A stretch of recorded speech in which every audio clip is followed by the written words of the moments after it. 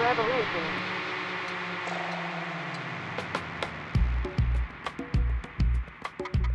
The following program is intended for mature audiences.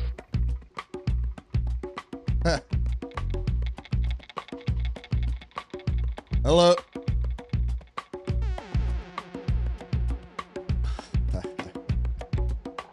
Hey everyone, welcome to today's live stream.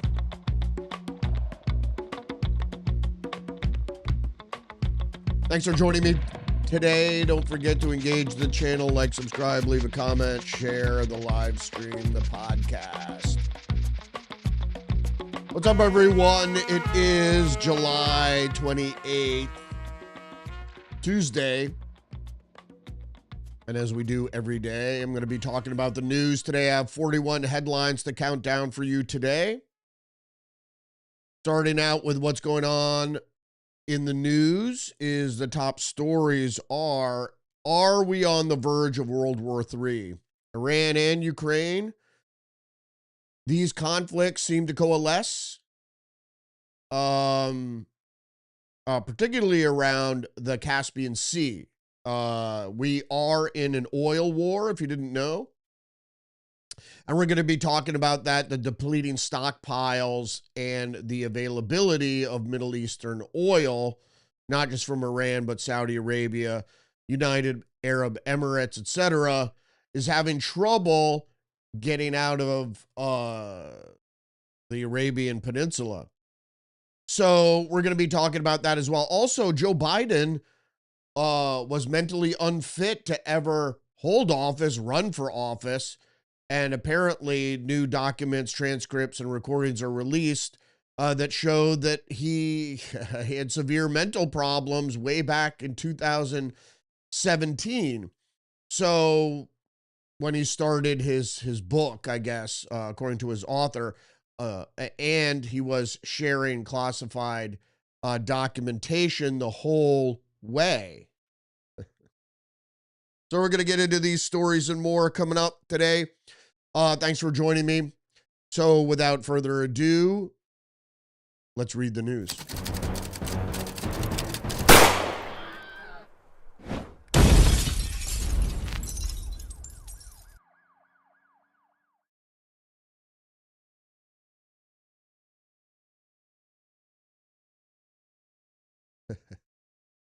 We're going to start out with just the news. Trump won't rule out future strikes, but says Iran is eager to return to negotiating. Trump told a rally in Michigan that friendly talks are underway with the Islamic Republic, but warned that U.S. could still cripple Iran with full force. The president indicated to reporters Monday that the latest rounds of strikes spanning 13 consecutive days may have persuaded Iran to return to the negotiating table. We pretty much destroyed their military. They want to meet, and we're meeting. We'll see what happens. There's a chance we could make a deal. Without what we did, they wouldn't even be talking to us, Trump told reporters. I don't know what's happening today.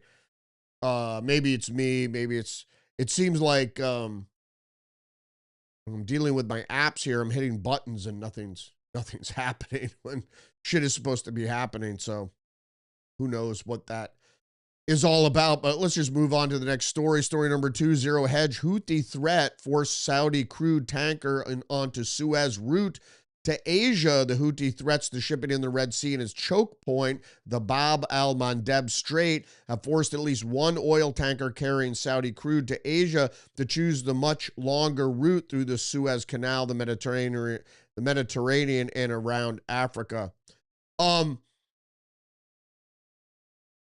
Most people know when you're dealing with shipping, you're dealing with millions of dollars of cargo, specifically crude oil. You're also talking about $1 million, multi-million dollar ships that if they're destroyed or sent to the bottom, they have to be rebuilt. So the insurance companies choose when ships are going to sail, et cetera, in consultation with the owners. This is no surprise that if there's a threat to shipping, do they decide to take the longer route, the safer route, even though it takes a month longer? are they going to do that to avoid the risk? Some say yes, some say no. Going back to the story here, the super tanker Olympic Luck, partially laden with Saudi crude at Yanbu on the Red Sea, transited the Suez Canal into the Mediterranean on Sunday, according to shipping data monitored by Bloomberg. The U-turn from Bab al-Mandab indicates that some tanker owners aren't willing to risk crossing southward into the Arabian Sea on the much shorter route to Asia, as the Iran-aligned Houthis have threatened and struck Saudi tankers in the Red Sea in recent days. The Greece flag, Greece-owned Olympic Luck, is signaling an unspecified location in Asia, according to shipping fixtures seen by Bloomberg. Other tankers continue to transit the Bab al-Mandab Strait, but in numbers that are the lowest in months, various ship tracking services showed this weekend. Traffic through the Bab al-Mandab was materially slowed, and some vessel owners have their tankers moving northward in the Red Sea towards the Suez Canal. The Suez-Africa route to Asia makes the journey about a month longer than if tankers traveled through the Bab al-Mandab. As I said, excuse me, it's still early for me, and I haven't had enough coffee, obviously, and for some reason I'm out of it.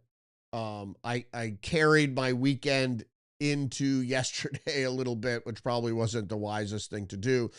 Also, I forgot to play a clip from Senator John Kennedy, which I'm going to, might as well play it for you now. It's a short clip. Let's see if we can,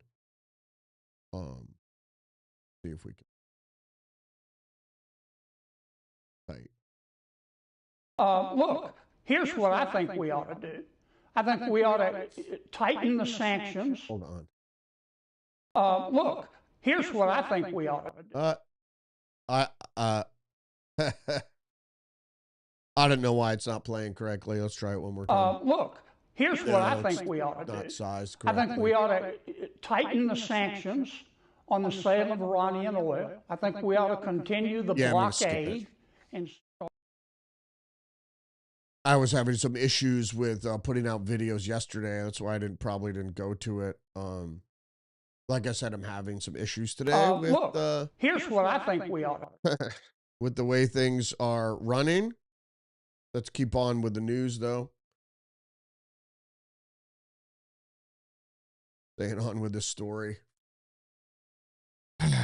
Despite the reduced traffic through the Mandab, Saudi crude has not stopped moving. It was bifurcated. Maritime intelligence firm Windward said on Sunday, Yanbu port has transitioned to entirely AIS dark tanker operations at berths as vessels shield against the Houthi hit list.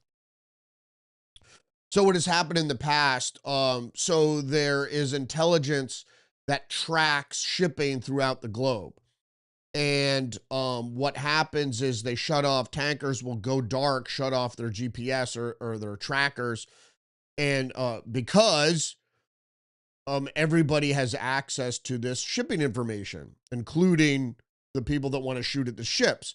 Saudi Arabia has established a working alternative export route via the Sumed pipeline in Egypt and around the Cape of Good Hope in Africa, adding cost and voyage time, but demonstrating the market's adaptability.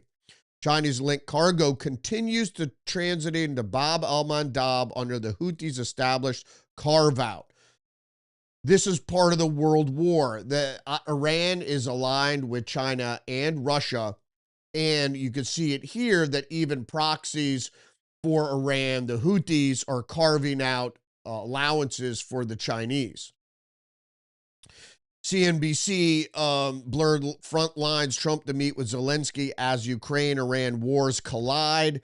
Ukraine on Saturday launched an attack on an Iranian commercial vessel in the Caspian Sea. The Islamic Republic has threatened retaliation over the strike.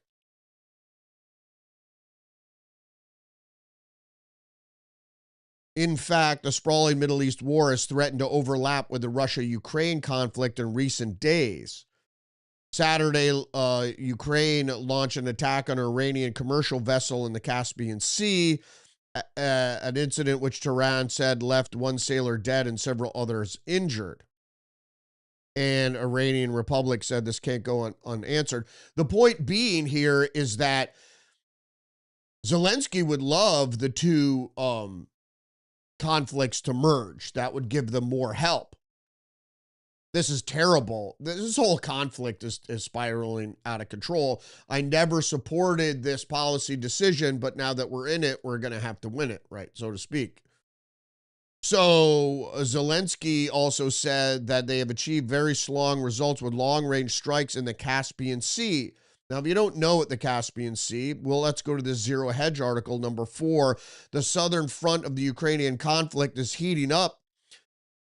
The most recent phase of the Ukrainian conflict has been characterized by a war of attrition, and that the U.S. has been waging against Russia through Ukraine after Trump decided to escalate to de-escalate.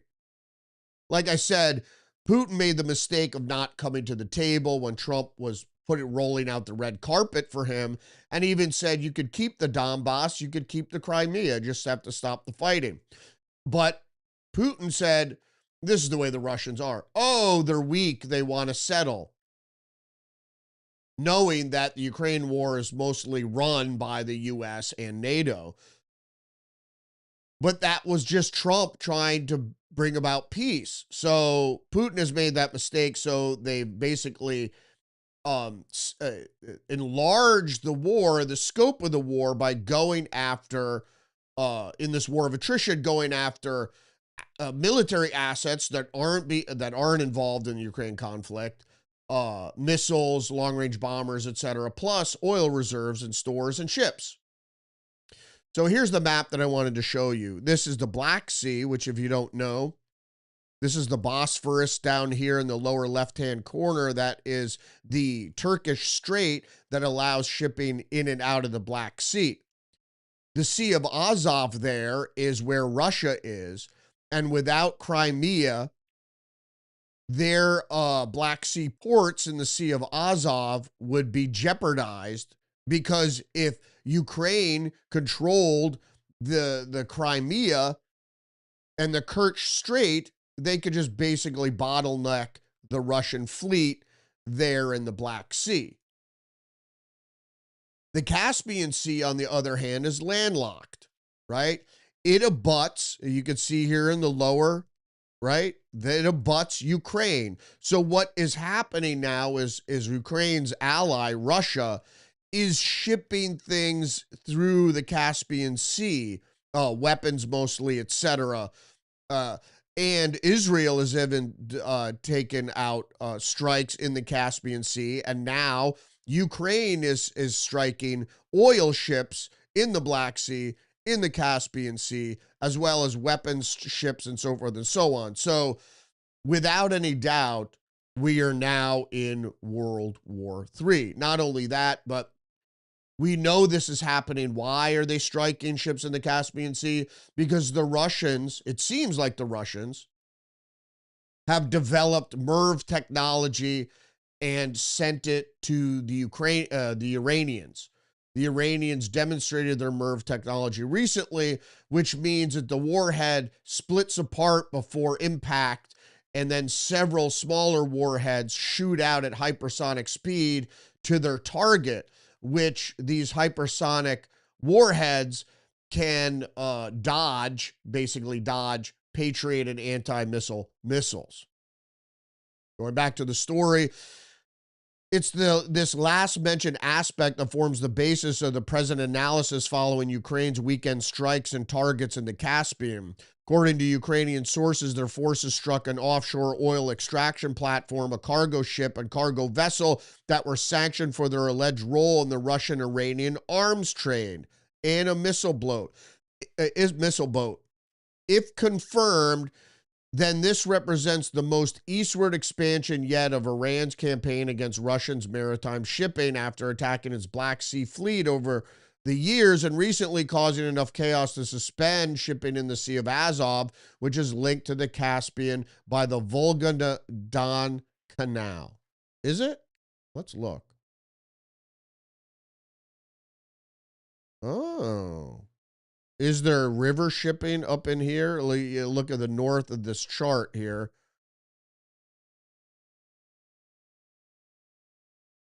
So there's obviously river shipping out of the Caspian, the Volga Don. So that's the Volga, right? And then through this river here to the Sea of Azov. Oh, that's very interesting. So I didn't know they were linked.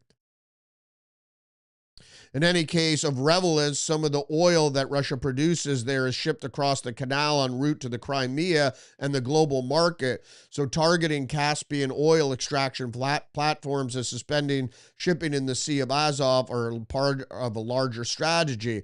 The plan appears to be the slash the Kremlin's revenue, cause domestic fuel shortages with a view towards provoking political unrest and exacerbate the attempted drone-enforced blockade of Crimea. This broad southern front is therefore very significant. It's escalation, no matter how you look at it. So we're in a war. We're in an oil war. The two conflicts are coalescing into World War III. People are picking sides. I don't know what the fuck the Europeans are doing.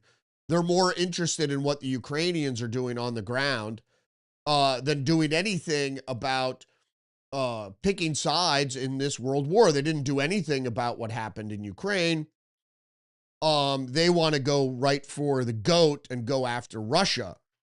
The reasoning being is that Europe really doesn't have their own energy. So they need it from somewhere. They were getting it from Russia and they don't want to pay for it. They don't want it to be threatened. So the long range plan still of NATO is always to undermine the state of Russia, take it over through, covert means, financial means, and break it up into a bunch of little pieces. The Telegraph, Europe faces energy crisis as gas stockpiles sink. Gas stockpiles fall to historic lows over Iran war. Goldman warns Europe has a small room for error. And I'm going to move on to this next story here, which is the New York Post. Melania and Barron Trump targeted by Iran in disturbing video encouraging their assassination. Where to Kill Melania, the video was called. These places could be suitable for operations by global freedom fighters. So all the places she likes to shop, apparently, they're showing. Also, from PJ Media, story number 7, Iran's regime builds more scaffolds for protesters, attacks Kurds, reportedly bombarding the Kurds, an ethnic minority that lives in part of Iran, Iraq, Syria, and Turkey.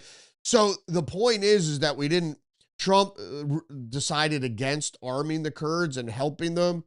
It's almost too late because the Iranians are attacking the Kurds. You should have, strike when the iron was hot, so to speak. Now, whether the Kurds could do anything, what they should have done is taken over the area that they sort of could control, make that a no-go zone for the Iranian military, and establish a Iranian regime free zone within Iran. Like I said, I'm not for the policy, but we're there already. So that's the reason I wanted to play that John Kennedy piece. It just wasn't running. I don't know why it didn't run correctly there. It was I did something wrong there. One American News, story number 8, Besant, 7 million enrolled in Trump accounts in most successful launch in government history. So if you don't know what the Trump accounts are, it's privately bankrolled for the most part, is you sign up your kid, your newborn, or even if you're pregnant, you could sign up. And at birth, or, whenever you sign up, you get basically a investment account seeded with $1,000 that by the time the kid reaches 18, it could be tens of thousands of dollars.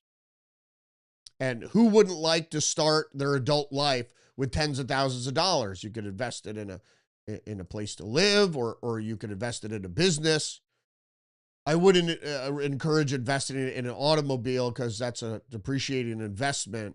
And so you want to invest your money in an appreciative investment. Treasury Secretary Scott Bessent declared that the Trump accounts marked the most successful launch in government history as enrollment reached 7 million. Trump accounts officially launched on July 4th are tax advantage investment accounts designed to give American children under 18 an early start at building wealth by investing directly in broad stock market index funds. And if you don't know, that's what most 401k is, just an index fund. And what that is, it's a fund basically taking out a bunch of different sectors to make it safe, yet growth oriented. Creating a new class of shareholders. The next, I want to get to this woman here, Evan Barker. She's been all over the news circuit, conservative news circuit. Lately, the inside story of how Democrats lost the working class. I spent my entire career helping progressives get elected. Then I watched my party abandon everything it claimed to stand for. This is Evan Barker. And who is Evan Barker? She's a young Democrat, former Democrat. Now she's switched sides. That was as she said previously, she was a ruthless, here's the New York Post, a ruthless fundraiser who helped progressives infiltrate the Democratic Party until it became unbearable. Here's a picture of her, cute young lady. And there's her book that she's pushing, which with a foreword from Glenn Greenwald, Nothing Left, Confessions of a Democratic Operative by Evan Barker. And she talks about basically union workers, blah, blah, blah. You know, I don't want to go into the whole thing because got a lot of news to get through. But basically talks about blue collar workers, specifically union workers. This is what happened. Okay. The Democrats started taking corporate money in the 70s. Okay. They eventually, by the late 80s, they had abandoned the working class, and became more of that's when the party became more of a uniparty. It was benefiting the political donors and not so much a different class of people. The Democrats always claim to help the working class, but it's just like development in the third world. The development never really happens. The help of the working class never really happened. And then just recently, you have even people like Bernie Sanders abandoning the border fight, even though they know that influx of 13 million unskilled workers undermines wages for unskilled and partly skilled workers. So she goes on to say all that, and the union workers say they love Trump. It seems like he gets us. Her family, who still votes Democrats, told me around 70% of the local at this guy's union voted for Trump.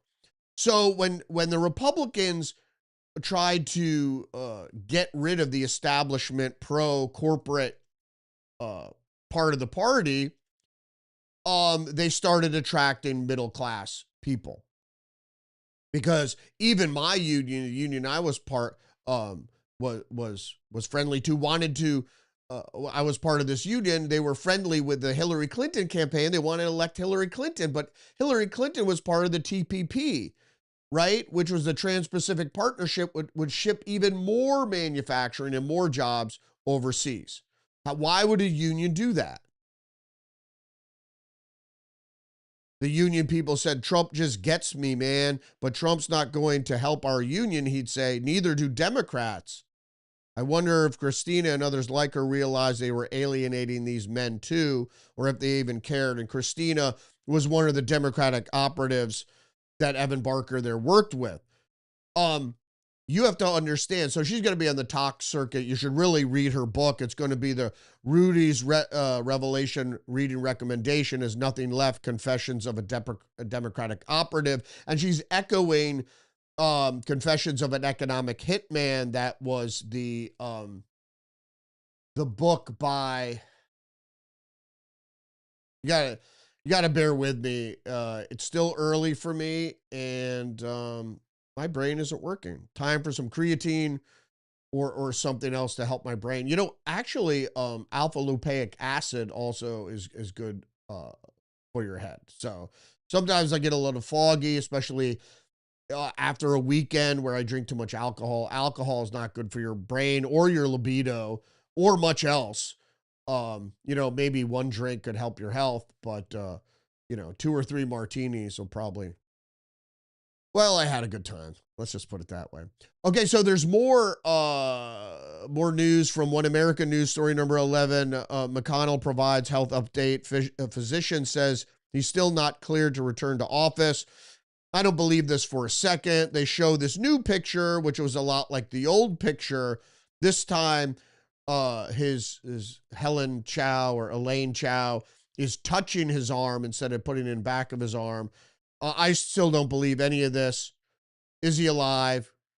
He doesn't need to be serving, that's for certain. But there is some strategy around. And now apparently him being challenged not only by the Democratic governor of Kentucky, Andy Beshear, but also being challenged from the libertarian Thomas Massey, who said might be considering running for his Senate seat if the guy ever resigns. He's not fit to hold office, so yeah, he's recovering from a fall. Speaking of recovering, there's a New York Times opinion piece, a guest essay here, Stop pathologizing ordinary life. This is a serious topic. And that's why I want to get it before I start getting to the left here. Want to get to this opinion piece by Clay Routledge. Dr. Routledge is a research psychologist who directs Head Out, a mental health public education initiative. Public health campaigns urge us to check in on our feelings and talk openly about our struggles. Gay. Schools have adopted mental health curriculums. Employers offer mental health days. There are thousands of mental health and wellness apps. Yet our mental health appears to be getting worse. Yet our mental health appears to be getting worse over the past several decades. The percentage of Americans who report being in poor mental health has been rising. So what we have here is something particular of interest. Could our preoccupation with mental health be part of the problem of rising mental health complaints? Here's the situation. With the onslaught of technology, our attention spans are getting shorter. This is a razor mental health risk. Not only that, the whole COVID debacle was a severe trauma that causes schism in your psyche, and that's what the main reason for mental health is. You have a severe trauma, emotional trauma. You don't know how to deal with it. So as a protective measure, you psychologically split your psyche. So you basically wall off the trauma damaged part of your psychology. In any case, goes on to say, in some ways, encouraging people to think and talk more about their mental health is a good thing. Indeed, especially learning about it. You could self-diagnose. There is now less stigma about mental illness, and more people who can benefit from professional help are getting it, but there's also reason to believe that efforts to bring attention to mental health struggles are inadvertently making us more vulnerable to psychological distress. And again, this whole sort of I can't think that you make up disease, psychosomatic, oh, I've got this disease, I got that disease, and they do the same thing with mental health. But the thing is, there are two types. The apparent type of mental illness that people see on the streets with homeless and stuff is called psychosis. And psychosis, when you have a psychotic break, is when you break with reality. And we're going to get to that with the leftists in a second. But there's all sorts of mundane types of mental illness. OCD, which is obsessive compulsive disorder, is one of the most obvious. There's sexual disorders. There are all sorts of minor disorders. ADHD is actually a mental disorder. And they're PTSD. It's a mental disorder. You have all sorts of these mental disorders that can easily be diagnosed, and you can treat yourself if you, first of all, it's like alcoholism. You have to admit to the problem and then and diagnosis. And they're finding now that things like OCD promotes and fosters other mental illness, like paraphilia and stuff like that. And so there's a lot to deal with. There's narcissism disorder and so forth and so on. And so there's a lot of mental disorder. The mental disorder mostly is being pushed by smartphones and the trauma of COVID, which was sort of like 9/11, and then subsequent traumas that we're feeling, some people are feeling with Trump derangement syndrome and so forth and so on. Going back to the article, though, we're more fixated on, the more we're fixated on mental health, the more sensitive we become to anything that might qualify as a symptom, and the more we use clinical language to describe normal emotional experiences like grief, burnout, and loneliness. This broadening of what we think counts as a disorder, known as concept creep, encourages us to pathologize ordinary life and see ourselves as mentally unhealthy. This is true, especially with loneliness, and because you're sad, all of a sudden you think you have depression, and then you're going to a doctor, and then he's prescribing medicine for you, which you don't really need, right? Not everybody has a disorder. Oh, that's rain. I was kind of trying to figure out what that noise was. And that's the thing is yes, there's a rise in mental illness, right? But to what extent is it real? And are we pathologizing ourselves? I think it's a little of both. There's a rise in mental illness, particularly because of postmodernism and this subjective thought thing. The best thing to steady yourself, to ground yourself emotionally and mentally, it's the psychology, the mental emotional barrier there, is to check in with others. Is, that common phrase, am I acting crazy or what? Because most people are. And you need to be a voice there to help counsel people and say, stop acting crazy. Do something about your OCD. Stop fixating. Stop ruminating over this, this, that, and the other thing. There are ways around it. It's okay to self-diagnose. It's also okay to diagnose others. Trump derangement syndrome is mental illness. I mean, the TDS, maybe not so. What it is, it's OCD. People are fixated, obsessing about Trump.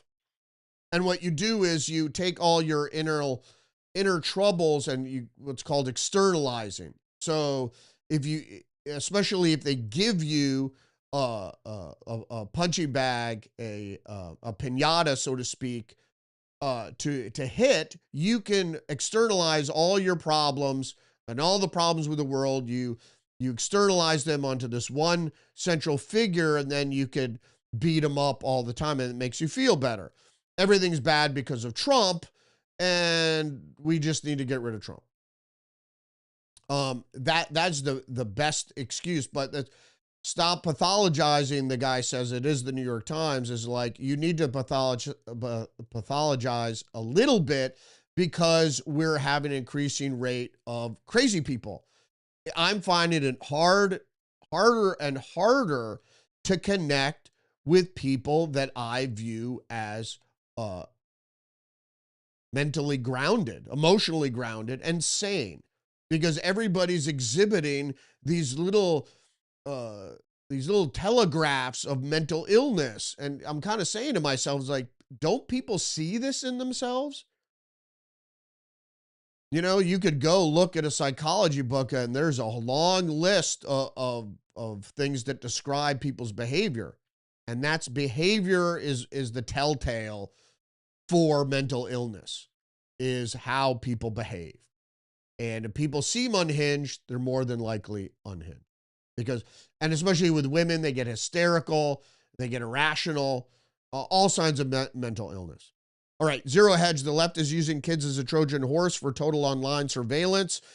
And this is happening here, but it's also happening predominantly in Europe and Australia. They're saying, and I've said this many times before, it's all about the kids, got to protect the kids. And they're just using it as a Trojan horse for internet ID, which is surveillance of everyone. And then you're going to have to, you can't anonymously put your opinion out there online without it being traced back to you. Don't forget that Kamala Harris wanted to do that. She wanted to have an internet ID, and everybody would have to sign on with their real name and report to the government and what have you. And so if you're trying to dissent, that's a terrible thing, because then the government, depending where you live, can come after you. Wall Street Journal, Trump turns up the heat on RFK Jr. to cut back childhood vaccines. This is story number 14. And this goes into what I'm saying here, because a long time, a lot of us have been talking about vaccines and how they're not proven, especially mRNA vaccines are not proven. They just unleash this new technology and they go, oh, it's fine. It's not fine. And the problem is are there ties to autism? There could be something with the adjuvants in stacked vaccines that they interact together to do something bad, whether purposeful or not purposeful. President is focused on shots alleged tied to autism, even though White House advisors wanted to tone down attention to the issue ahead of the midterms. Yeah, maybe. Certain things you don't need to be vaccinated for. And if you're going to vaccinate your child, don't get the stacked shot, right? Separate the shots for measles, mumps, and rubella. That's the MMR shot. It's the one that's usually stacked. Space out your shots is the best way to protect your kids. Oh, crazy conspiracy theory. Okay. Moving on to the next headline, story number 15 here. Feds charge Atlanta man who gave border agent self-destruct password. So Samuel Tunick, an Atlanta resident, a U.S. citizen, were charged under 18 U.S.C., which makes it a crime to destroy or damage property to prevent the government from seizing it. The offense carries up to 5 years.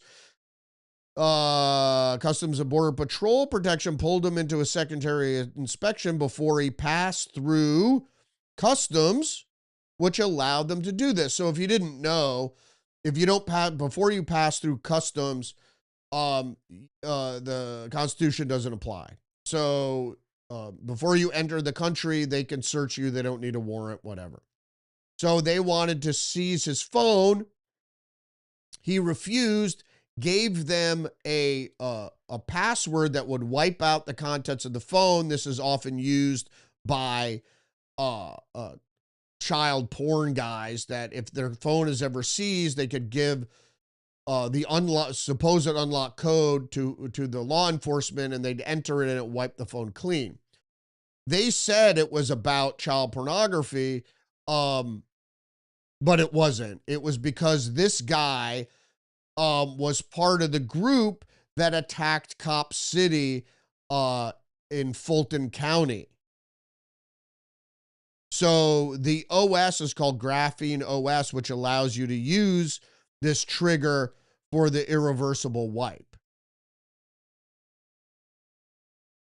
So yeah, he's part of Defend the Atlanta Forest, which was the group that went inside private property and tried to destroy construction equipment and do other, vandalize other things. But it's terrorism because it has a political goal. And so, like I said, you want to protest, you want to sit outside the gates with your signs and your bullhorn, whatever. But this disruptive action, this obstruction is illegal, and I think people should face the full penalty of the law. Protest is protected. Vandalism, obstruction is not protected.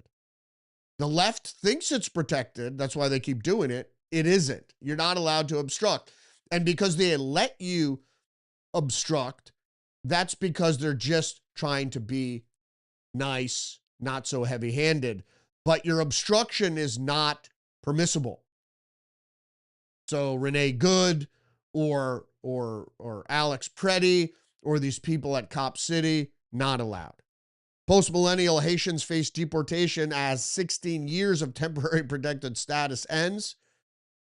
Deportations will be carried out in states with large Haitian populations, such as Ohio. 16 years is not protected status. Oh, we got some chimes in from Marion Keller. There will be no World War III. It will be Armageddon. Okay. There will be no World War III. It'll be Armageddon. Marion Keller, if you side with democratic socialism, you become a slave to someone else's opinion, ideology. It is. It is slavery. Socialism is slavery. You don't really understand that yet, especially if you don't have any wealth. But your ability to earn and keep wealth is taken away, which makes you a debt slave, which makes you a slave, monetary slave. And that's what, when they got rid of chattel slavery, that's what they were going to, debt slavery. And so debt slavery on steroids, that's what socialism is. But instead of being indebted to a credit card or a bank, you're indebted to the government. What else does Marion Keller say here? One of God's unalienable rights is free will. There will be no need for that under communism. Yeah, I agree. Thanks for chiming in, Marion. Going back to the headlines here. The Federalist, story number 17, Somaliland, who filmed Shiloh Hendricks, had rape charges dropped in interest of justice. You want to hear this case? So Omar, the guy who filmed Hendricks, Omar, right? Yeah, it doesn't, I didn't get his full name in here. In any case, Omar was charged with third-degree criminal sexual conduct, penetration of a person under 18 years old, use of coercion, and fifth-degree criminal sexual conduct, non-consensual penetration alongside Mohammed Hussein Omer, his buddy. The two men were scheduled to stand trial with allegations against them were mysteriously dropped by the Olmsted County Attorney's Office in March 2025. Omar and Omer were positively identified in a photo lineup by a teenage girl who reported to the Rochester Police Department that she was sexually assaulted by them over a period of multiple days. The 16-year-old victim ran away from her foster care home in Farmington, Minnesota on January 19, 2022. That night, she met Omer at a gas station who offered her a place to stay. Once she arrived at his trailer home, the teenage told RPD investigators that both Omer and Omar raped her and sexually assaulted her, including forced oral social intercourse without her consent, and took her shoes so she couldn't run away. On January 20th, 2022, the juvenile escaped from their residence in a pair of oversized rain boots and ran to a gas station where she called a man who was a previous foster care parent to come pick her up. The man reported that the assaults to the Rochester Police Department shortly after finding out about them from the juvenile and taking her to the Children's Minnesota Hospital in Minneapolis for sexual assault examination. She was found to have a sustained dehydration, sleep deprivation, lack of food, foot pain, and sexual trauma. Omer called the charges baseless. So sexual trauma, like physical trauma, which is different than emotional trauma. So it's sexual trauma, which means forced penetration. So she was raped. Was it against her will? Was it not against her will? Did she willingly engage in sex with these men at first, right? And then the men kept her captive. But why would the charges be dropped? In any case, it's statutory rape. So there's no consent. So if there was proven that she had sexual trauma, why were the charges dropped? Because he's a Somali, right? And there's more. Fox News, Washington mother says she found adult male showering in women's locker room during children's swim meet. Women said the man at a Seattle area rec center claimed to be trans when confronted by management. So here's the thing. In liberal states, counties, and cities, you have officials basically looking the other way when people start saying like, hey, these considerations have gone too far now. I thought it was just going to be XYZ, and now it's turning into more of a criminal problem. Going back to Washington State, a Washington mother says she encountered an adult male showering in a women's locker room while children were attending a swim meet at her local recreation center, prompting renewed debate over policies governing the access, to sex-segregated facilities. The locker room is set up like most public locker rooms with an open shower area and 2 private shower stalls that have curtains. I know these showers well because my daughter uses them regularly. The curtains are too narrow for the width of the shower opening, probably on purpose. And even when they're pulled closed, they often slide back open on both sides with movement or from the shower water hitting them. As I walked toward the back of the locker room where the restrooms are located, I saw what appeared to be an adult male's exposed erect penis through the gap in one of the shower curtains. The exposure was not something I was looking for. It was simply visible as I walked by and immediately caught my attention. I was shocked and unsure how to respond, so I continued in the restroom. All right, I'm just going to interject here is that it's not okay to jerk off or become aroused in a public shower. Okay, you could wash your dick, but stimulating yourself until you get an erection when, and for a lot of these trans people, it's not that they're trans, it's they get sexually aroused by being in women's spaces, being exposed in women's spaces. It's more paraphilia and more of those things that go along these lines, is that they get off on just being in a certain environment. And so that's why they go there. They say they're trans, but they just like going into women's areas and exposing themselves, which they do. And that's it's not like if his penis wasn't erect and he was facing in the other direction or whatever, maybe you could go, oh, well, whatever.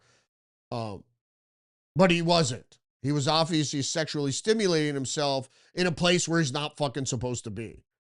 As I walked toward the exit, the person's genitals were again plainly visible from the walkway. At that point, I decided to say something. just going to run to... I asked him, to use one of the family locker rooms instead. So they're family locker rooms that are like single serve, right? And the trans person said, I feel guilty taking that up because it couldn't be used by families. It doesn't fucking matter. You're making an excuse why you want to be seen, why you want to be in with other female patrons. It's not right whatsoever. It's not right at all. One America News story number 19, Trump urges Thune to cancel Senate recess until Save America Act is passed. I agree. He won't do it. Terminate the filibuster. Pass the Save America Act. Ever-looming debt ceiling disaster like 1929. The Democrats will do it. And Trump says the Democrats will repeal the filibuster if we don't. Stupidity always brings losing and death. Yeah, well, what did he expect? I never expect anything more from John Thune. Voter ID would solve New Jersey's fraud dilemma. This is the Washington Times. Congress must pass the Save America Act. Trump is trying to get him to do it. Justin News story number 21, Trump administration asks Supreme Court to weigh in on mail-in voting executive order. If you didn't know what that was, I hope the Supreme Court rules in his favor because mail-in balloting, sending out mail-out ballots is a breach of chain of custody. It shouldn't be allowed, and that's how the Democrats are cheating. Speaking of Democrats cheating, Fox News, Soros Network rebuilds progressive prosecutor push after a string of election losses. Democracy PAC funded Justice and Public Safety PAC, the Commission for Public Safety. You know what the Commission of Public Safety was? It was a Jacobin. It was during the Reign of Terror. The Commission of Public Safety was during the French Revolution. They were the ones that were committing people to the guillotine. So they have a PAC. Despite dozens of Soros-linked district attorneys losing office since 2022 because we pointed out who they were. So now they're going to try to fly under the radar again and say, hey, these people are fine. They're adding $1 million into political PACs to try to get progressive prosecutors elected in certain areas.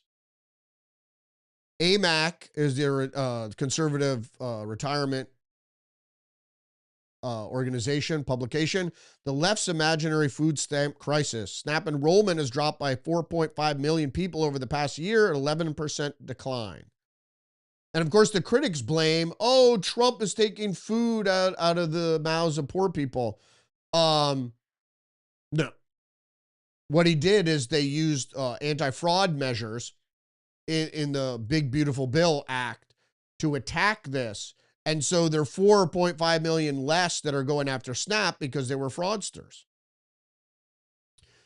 Fox News, story number 24, Democrat target more GOP House seats after socialist victories rock left-wing primaries. The DCCC is targeting swing states, Arizona, Florida. Florida is a swing state? Iowa, Minnesota, and Montana. It's part of the DCC's Red to Blue program, which is aimed at bolstering candidates who Democrat leaders consider competitive by providing money and resources to their campaigns. The Democrat Congressional Campaign Committee is still spreading its map and getting behind party hopefuls in 5 districts it believes are within reach. PJ Media, Democrat Socialists of America versus John Adams.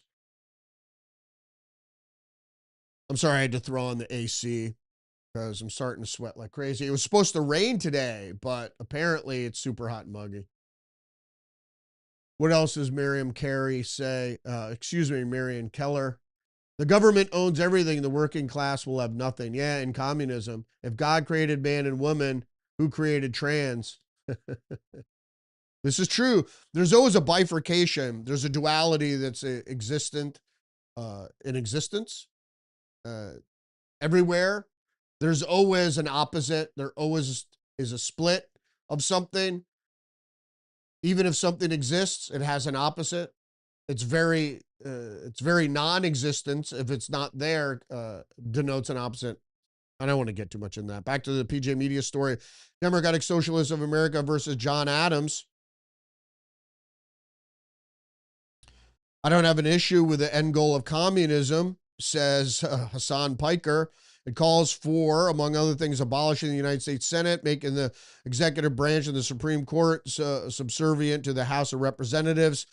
Yet the DSA's ideas are remarkably old-fashioned, so old, in fact, that they were refuted by John Adams in 1787. That was the year he began publishing a multi-volume work called A Defense of the Constitutions of the American and the United States. He said constitutions, plural, because Adams had not seen the federal constitution drawn up in Philadelphia that year. He was actually defending the state constitutions against French intellectuals who insisted they should be more radical.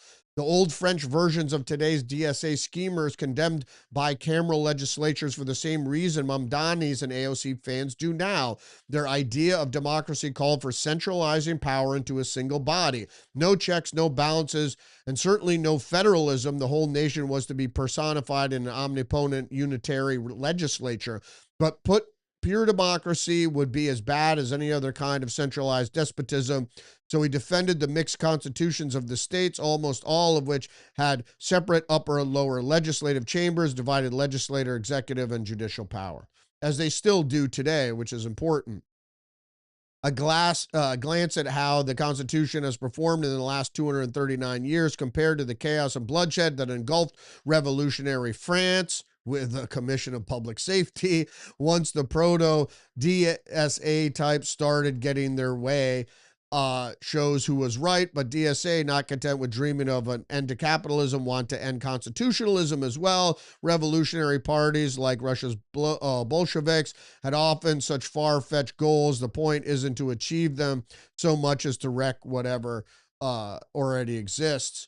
And sorry if there's a little background noise because of the air conditioner here. It just, for some reason, got super hot in my office, which is traditionally hot, but only in the afternoon. Got super hot today in the morning. We had some flooding because of the rains, and so I had my air conditioner cranked for like 5 days, almost 7 days now. So I just turned the air conditioner down or off, and it got super hot.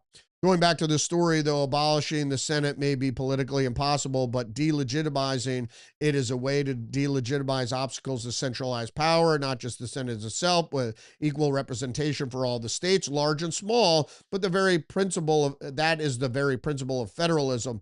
Why should North Dakota have its own government or have a say, basically, in how federal politics are played? Why not give the power to all the cosmopolitan areas? Why?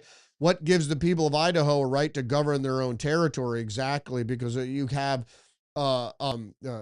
supremacy clause. So realistically, the cosmopolitan areas would take over the federal government, which would then hence take over the less populated rural states. California has the largest absolute number of Republicans in the country, but because they live in what operates as a massive one-party state that's a supermajority, they not only lack adequate representation, but what representation they have can be snatched away by the Democratic majority. Moving on to the next story here, story number 26 from Fox News. Far left Senate hopeful explains ogre on a pike remark after getting torched by his own party. Dems slammed Al-Sayed for the comments Monday, but they did not budge when pressed during the debate. What did he say? Ideally, you put one ogre on a pike and then everyone else gets the message. And he's talking about going after one of his own party, and he was referring to John Fetterman as the ogre, and put his, which is kind of a real a smear or a slur towards Fetterman, because that's the way he looks like that. And then to actually have the violent rhetoric, and even some of his own Democrats said violent, vulgar threat, and said candidates should be working to lower the political temperature because you're making it more revolutionary, heads on a pike. And that remark is terrible, and especially referring to somebody in your own party is unconscionable. National Review, the DSA wants to abolish America. You saw this person, Romer, here with her fat face and her stupid red glasses, saying that we should dismantle every institution in the federal government. Yeah, we should, in fact, be scared by Megan Romer, and her ilk. Of course we should. This is just terrible. And people don't know anything about history. They don't know anything about the French Revolution or the Communist Revolution or any other revolutions, or Mao's revolution, a cultural revolution there, which killed millions of people. Some say 90 million, but who the hell knows? You know, it's not like Cuba. Only 30,000 died in Cuba, but most countries have a purge because you have to get rid of the non-believers. And then, as Hassan Piker said, you put the others, you put their heads on a pike, and then the others will fall into line. And that was the whole point of the public executions with the guillotines in Revolutionary War France, basically to show others that if you go against the party, you're going to end up dead. Now they have more coercive measures. That's the social credit score, which they don't have to hold death of you and your family over your head. They just say, well, you won't be able to travel, or you won't be able to get you won't be able to get your credits to buy food or whatever, your UBI. Fox News story number 27, Mondani sparks fear of violence after doxing wealthy New York City property owners outright dangerous. Critics said the Père de Terre tax tool creates new privacy and security risks by aggregating affluent homeowners and names and addresses, but he released them. He publicly doxed them. So, you know, especially after what happened with the CEO of Healthcare, United Healthcare, this should be of concern. Just the News story number 28, Congressional Committee issues subpoenas to organizations tied to China-linked Dem donor. Again, it's Neville Roy Singham and his different political parties and activation groups there. It should be investigated. We're at war. People don't understand. It's a world war, but it's really a war. And the problem is some people in the West are trying to push communism, so they're on the wrong side. So we're gonna be full of traitors and infiltrators and so forth and so on that are favorable to Mao's revolution and to try to bring that about here, because the plan has always been the New World Order is a synthesis between capitalism, corporate capitalism, mind you, not regular capitalism, corporate capitalism and communism. And so socialism is part of the technocracy. It's a scientific idea to control the populace, while the corporate mega players will still go on in their capitalist game, and they'll be outside of the socialist umbrella. New York Post article number 29, confused Biden admitted he has discovered classified materials downstairs in bumbling chat with ghostwriter. So many pauses and ums. Biden tapes a look inside the audio recordings and transcripts of Biden interview with ghostwriter. And story number 30, what did we find? We find that it revealed classified information to his ghostwriter in 2016 and 2017 as the pair worked on his memoir following his tenure as vice president. And even back then it showed that he was not of his right mind. And we knew that when he was running for president from his basement in 2019, that in 2020, that he was not mentally fit. The 117-page transcript was covered in redactions, signified classified information, some of which the former president admitted he knew was classified. Fox News again, article number 31, Biden's classified docs narrative crumbles amid release of ghostwriter tapes. Be careful. Joe Biden and memoir writer Mark Zwanitzer reveal halting speech and memory struggles during the 2017 sessions, and that was way before he even ran for president. So they knew he was mentally unfit. They put him in there anyway as a puppet that the left controlled. And so no matter who the left puts up, they're going to put in Kamala again. Whoever they put in, whether it's Kamala or AOC, they're not going to be making the fucking decisions. They went from puppet to new puppet. Kamala Harris doesn't need to know anything, and she doesn't know anything because they're going to decide for her, just like Ron Klain and his ilk all decided what Joe Biden was going to sign off on it. And he didn't even have to physically sign off on it because they had the auto pen. The plaintiff, Mike Howell, formerly with conservative think tank Heritage Foundation and now an oversight project, has fought for more than 2 years to obtain the materials through the FOIA request, that's FOIA, arguing that the public has an interest in reviewing the recordings and transcripts on which Herr based his decision. And that's the public counsel, Herr, that had that report investigation looking into classified information. In his report, Herr wrote that Biden's conversations were painfully slow and that Biden was struggling to remember events and straining at times to read and relay his own notebook entries. Mr. Biden's memory was significantly limited. Sympathetic, well-meaning elderly man with poor memory. That's why I didn't bring it to he didn't bring the charges. The interview recorded shows instances where Biden took long pauses, forgets names, and can't recall. I mean, we saw all this with him as president. This is no different from people said, oh my God, when they saw the debate, oh my God, I never saw Joe Biden like this. Give me a fucking break. Joe Biden's been acting like that since 2016. Obviously, now that shows that. There's complicity in putting a puppet into office and rigging the fucking election. PJ Media, Mitch McConnell releases another proof of life photo as rumors continue about his health. The image dated July 26 shows 84-year-old Kentucky Republican smiling from a rehabilitation facility alongside his wife, Elaine Chao, who marks the second photograph McConnell has released. Whether, I don't care. I don't want a Democrat to take office. If Massey were to take the Senate seat, but I'm not voting in Kentucky, so. I liked Massey. I said he's the last true conservative in Congress, which is true. He voted against every spending bill. Back to Fauci, Fox News, story number 32. Fauci's diary shows he fed questions to journalists, built friendships with media figures, Jake Tapper, Dana Bash, Chuck Todd, Andrea Mitchell, George Stephanopoulos were among those who grew chummy. They're all part of the same clique. This is all the establishment. The establishment doesn't want to help you. Yo, you're thinking about voting socialist? Don't do it.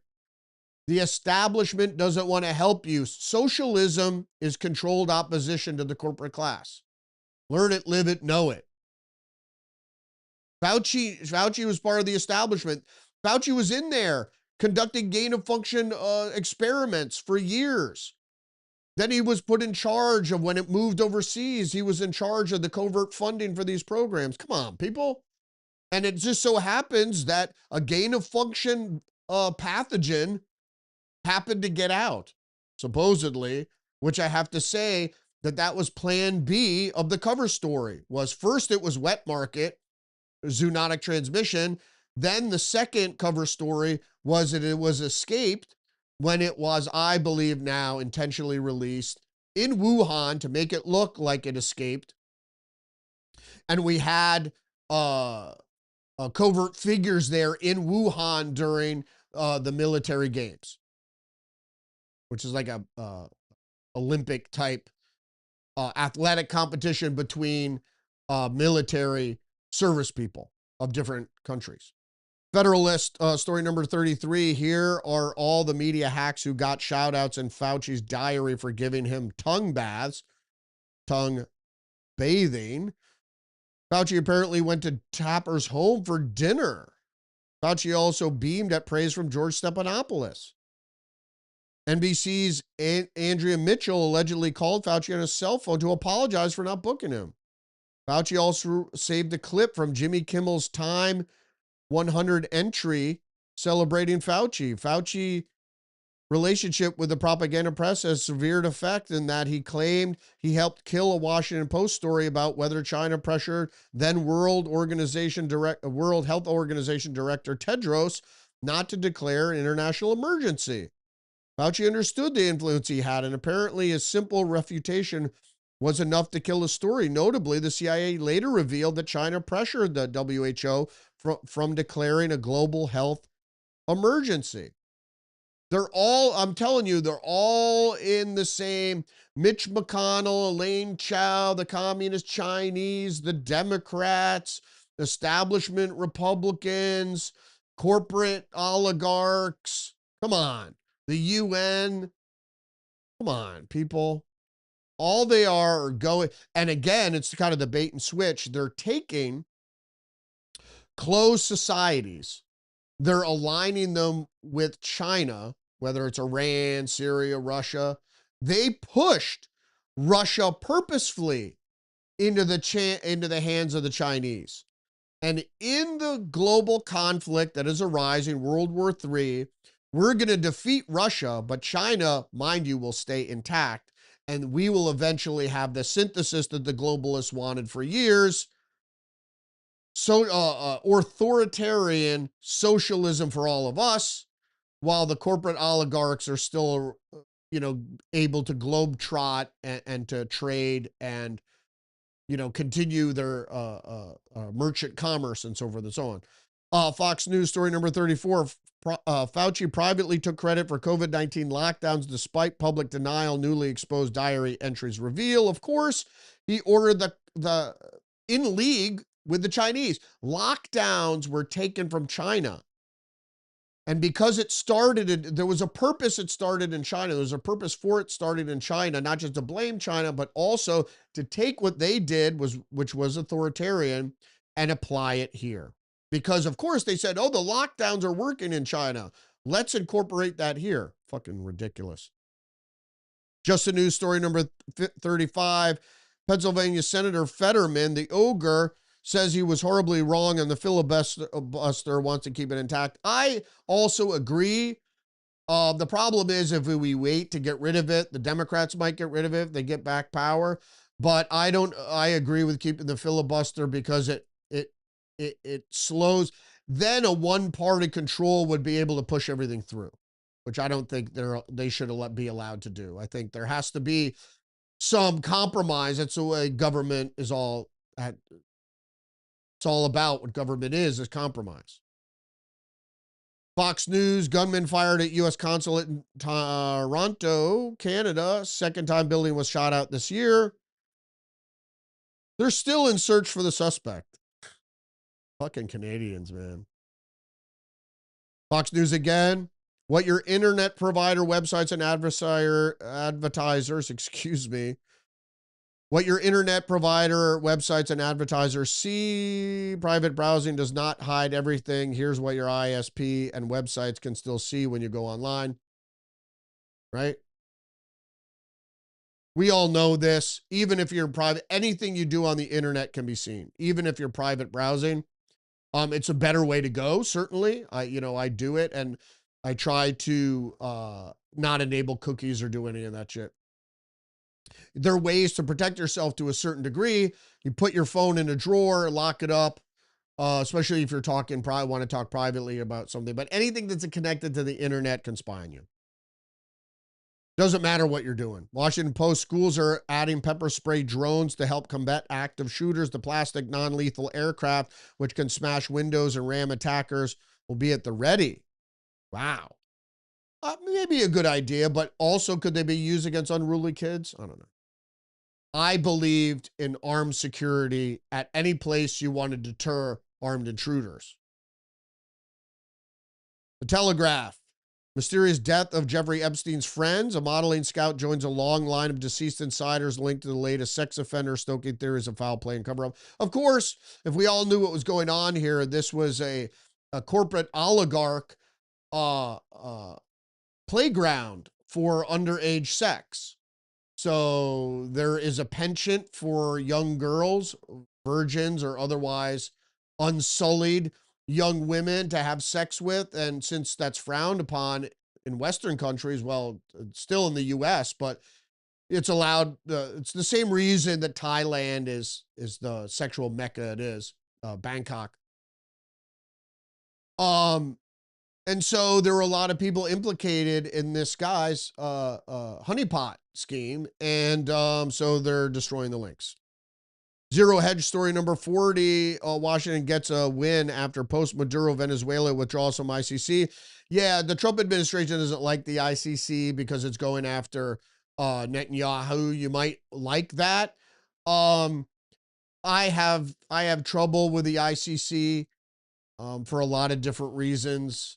I don't think its basis is a good one.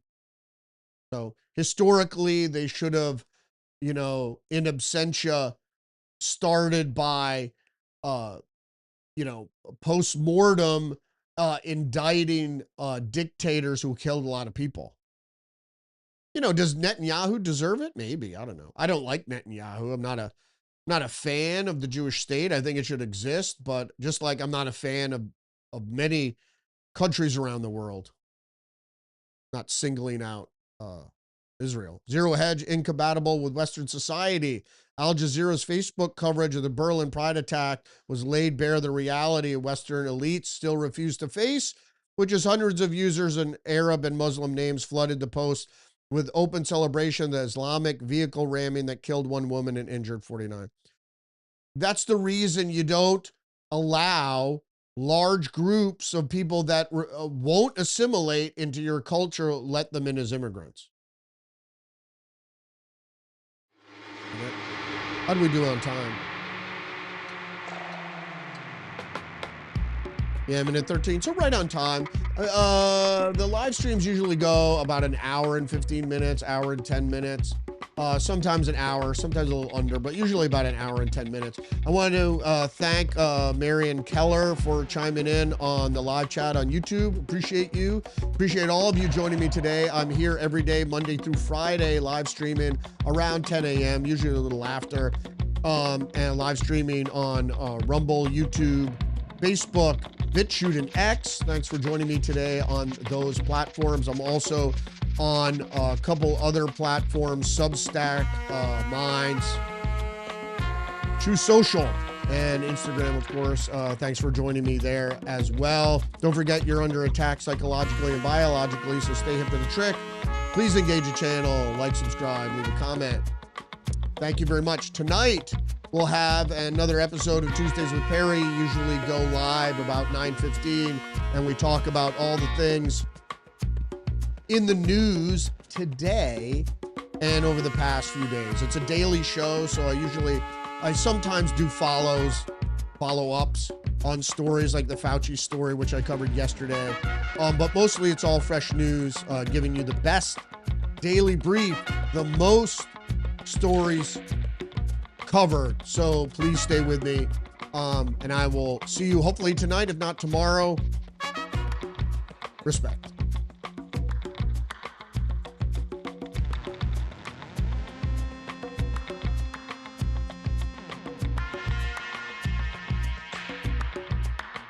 These people are crazy. The New World Order.